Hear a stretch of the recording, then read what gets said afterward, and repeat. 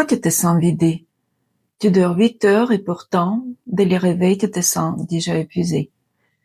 Tu as ce sentiment d'être vidé, mais genre vraiment vidé.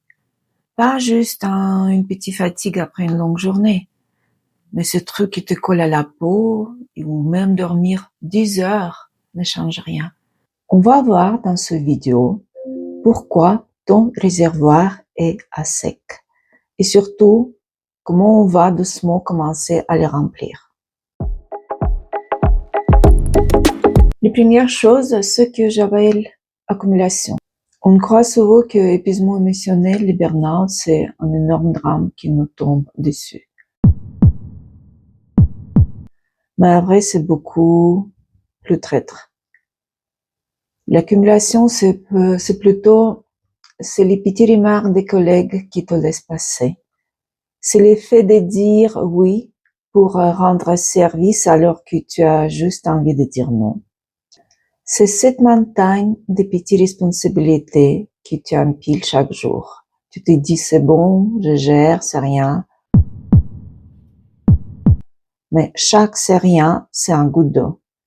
Et à force, sans que tu te rendes compte, ton vase déborde. Ce sont les petits compromis silencieux qu'on fait avec soi-même chaque jour. Deuxième, le manque de pause intérieure. Il y a l'effet qu'on ne s'arrête jamais à l'intérieur. Je ne parle pas de regarder Netflix ou de scroller sur ton téléphone. Ce n'est pas une pause pour ton cerveau. Je parle de ce moment où tu te poses et où tu te demandes, OK, là, comment je me sens? On gère les enfants, les boulots, les imprévus, les dramas des copines. On est tout le temps en train de faire. On est devenu des champions de la logistique. Mais on a oublié d'être présent pour soi-même. C'est comme si tu conduisais une voiture sans jamais regarder les tableaux de bord. Et un jour, le moteur lâche parce que tu n'as pas vu le vaillant rouge s'allumer. 3. Tu donnes trop sans se recharger. Tu es sûrement cette personne sur qui tout le monde compte. Celle qui assure toujours. Et c'est beau, vraiment. Mais le souci, c'est que tu ignores tes propres besoins pour satisfaire ceux des autres. Tu veux être à l'auteur. Tu ne veux pas décevoir personne. Alors tu vides tes batteries jusqu'à la dernière goutte. Sauf que si ton réservoir est vide, tu ne peux plus rien donner à personne et surtout à toi. On ne peut pas donner ce qu'on n'a pas. À force de vouloir être parfaite pour le monde entier, tu finis par t'effacer. Si en m'écoutant, tu te dis, mais c'est exactement moi, sache que ce n'est pas une fatalité. Parfois, on a juste besoin d'un coup de main pour vider ses sacs à dos trop lourds et reprendre à ses côtés.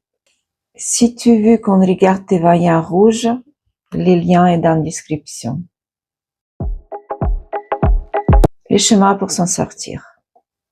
Alors on fait quoi quand on n'a plus de jus, quand on est vraiment au bout? Il y a les petits pas tout simples pour commencer à remonter la pente. Déjà, sois juste honnête avec toi-même. Arrête de faire comme si tout allait bien. Dis-le, même à voix haute, là, je n'en peux plus.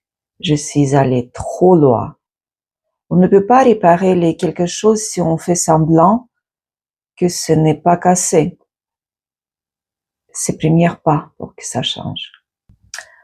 Ensuite, lâche tes rôles. Tu n'es pas obligé d'être la super-héroïne de tout le monde. Celle qui organise tout, qui calme tout le monde et qui porte tout sur son dos. Ces responsabilités que personne ne voit, c'est ça qui t'évite de plus. Tu as le droit de ne pas être parfaite pour les autres. Après, cherche un peu de calme, mais du vrai calme. Crée-toi des petites bulles de rien du tout. Une petite marche sans ton téléphone, ou juste 2 minutes à respirer tranquillement. Ton cerveau a besoin de débrancher pour de bon pour retrouver son équilibre. Et enfin, pose les limites. Apprends à dire non sans culpabiliser. Arrête d'être dispo 24 sur 24. Ton temps et ton énergie, c'est tout ce que tu as de précieux. Alors protège-le. Ne laisse plus les autres ton emploi du temps décider à ton rythme, à ta place. Prends le temps de respirer aujourd'hui. Tu es importante et ta fatigue a un sens. Écoute-la. Merci d'être là.